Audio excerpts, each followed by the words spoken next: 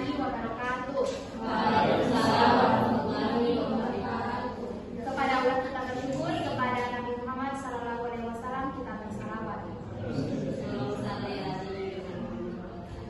Perkenalkan, kami dari kelompok 3. Saya sendiri atas nama Yunita Juniarti selaku moderator, Nur Eji Usman selaku pemateri pertama, Yusril Samsualam selaku pemateri kedua, Andi Imam Al-Faiz, dan saya Anwar. Untuk mengefisienkan waktu, saya persilakan kepada pemateri pertama mempresentasikan mengenai dampak yang ditimbulkan terhadap kasus tersebut. Baik, terima kasih atas kesempatan yang diberikan. Adapun permasalahannya itu kurangnya sumber pemasukan sekolah hanya bersandar pada keuangan yang berasal dari siswa. Adapun dampak yang kami temukan yang pertama yaitu gaji guru menunggak, terutama sekolah swasta. Yang kedua, sekolah tidak berkembang sehingga menyebabkan akreditasi stagnan dan tidak ada perubahan ke arah yang lebih baik. Stagnan di sini artinya stagnan saja, tidak berkembang dan tidak juga menurun. Kemudian dampak yang ketiga yaitu laporan keuangan tidak transparan. Berlaku di mana pelaporan keuangan bersifat tertutup yang dimaksud yaitu tertutup kepada masyarakat. Itu saja. Baik, untuk solusi mengenai masalah tersebut akan dipresentasikan oleh Yusril Samsualam. Adapun permasalahannya yaitu kurangnya sumber pemasukan sekolah hanya berdasarkan keuangan yang berasal dari siswa. Adapun solusinya yaitu menurut penelitian Liu Yuxian dari Sunade 2014 mengemukakan bahwa untuk meningkatkan pendapatan sekolah yaitu membentuk kerjasama dengan pihak lain dengan cara melakukan LPR atau laporan pertanggungjawaban yang diawasi oleh pihak komite dan pengawas sekolah. Contoh kasusnya yaitu di sekolah pendidikan Madrasah Alia Jamiatul Mubati Cibiawang Malimpi. Sekian, terima kasih. Baik, itulah tadi presentasi dari kelompok kami. Saya berikan kesempatan untuk kelompok lain mengajukan pertanyaan. Baik, terima kasih atas kesempatannya. Tadi mengatakan bahwa keuangannya tertutup, begitu, dan tidak terbuka. Dan Anda mengatakan tertutup maksudnya tidak boleh diketahui masyarakat. Kan yang saya, apakah memang harus diketahui masyarakat itu sumber dananya dan dananya? Apakah perlu diketahui masyarakat? Kan sedangkan kan itu dana dari pemerintah, itu otomatis yang kelola juga pemerintahannya di situ. Apakah masyarakat itu ada haknya untuk mengetahui atau ada kewajiban untuk mengetahui itu dana? Dari teman-teman sekalian, pertanyaan dari saudara Ihsan akan dijawab oleh Yusril Samsualam. Yes, sebelumnya terima kasih atas kesempatan yang diberikan. Adapun pertanyaan dari saudara Ihsan, perwakilan dari kelompok 1, apakah masyarakat perlu mengetahui tentang dana yang digunakan di sekolah? Di sini pertanyaan sebenarnya tergantung apa? Tergantung apakah sumbangsi masyarakat juga di sekolah tersebut ada atau tidak. Karena contohnya sekolah swasta, jika memang tidak ada sumbangsi masyarakat, untuk apa masyarakat tahu? Nah, namun ketika masyarakat ada kontribusi khususnya yang besar, contohnya memberikan sumbangan dan lain-lain, pastilah dana yang disalurkan itu harus transparan atau ditahu oleh masyarakat. Namun ketika kita berbicara secara umum, pastinya masyarakat harus tahu, karena yang dimaksud masyarakat itu sendiri bukan hanya orang yang di sekitar sekolah itu, tetapi orang di dalam sekolah itu termasuk dalam hal masyarakat. Jadi intinya di sini bahwa masyarakat wajib tahu pendanaan dari sekolah tersebut. Bagaimana dengan saudara?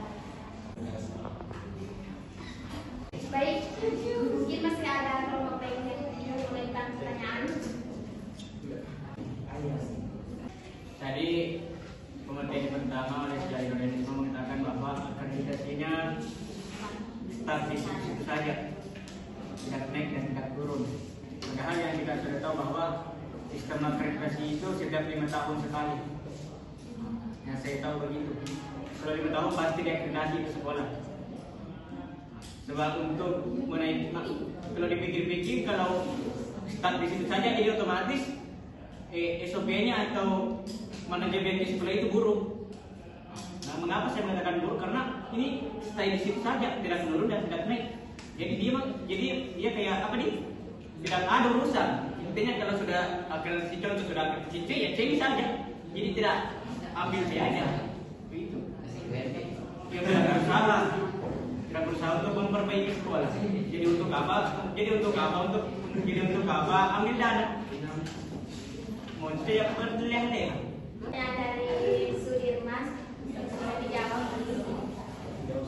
Untuk mengenai tentang akreditasi seperti yang dijelaskan saudara Sudirman tadi, berganti setiap 5 tahun sekali.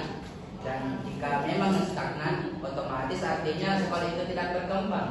Artinya di situ-situ saja.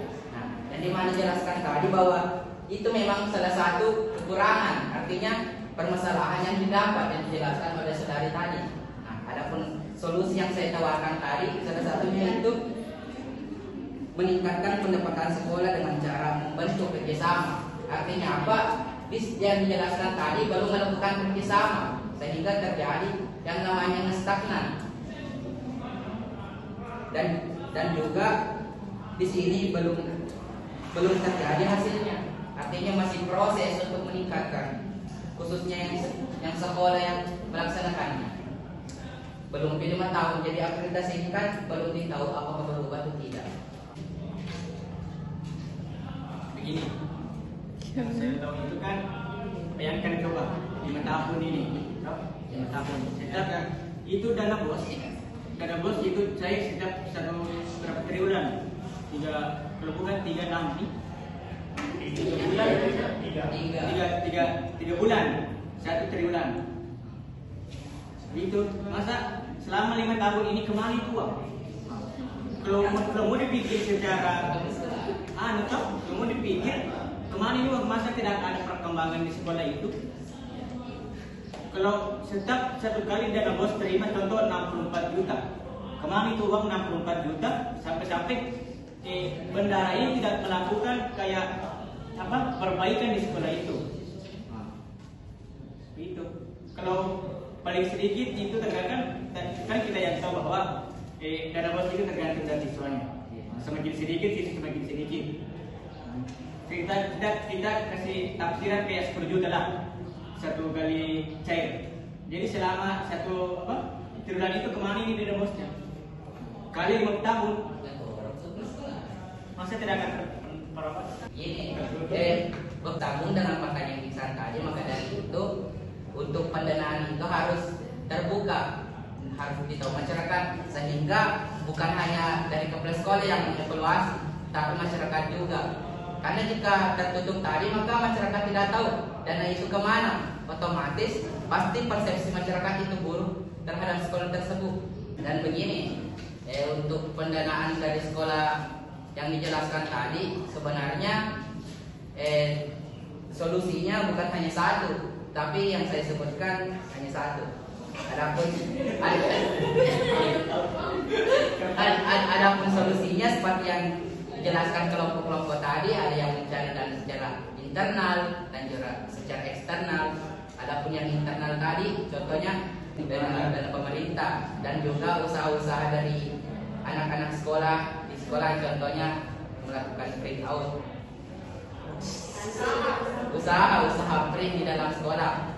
Dan di luar contohnya dana sumbangsi masyarakat dan alumni. Nah, disitulah salah satu dananya.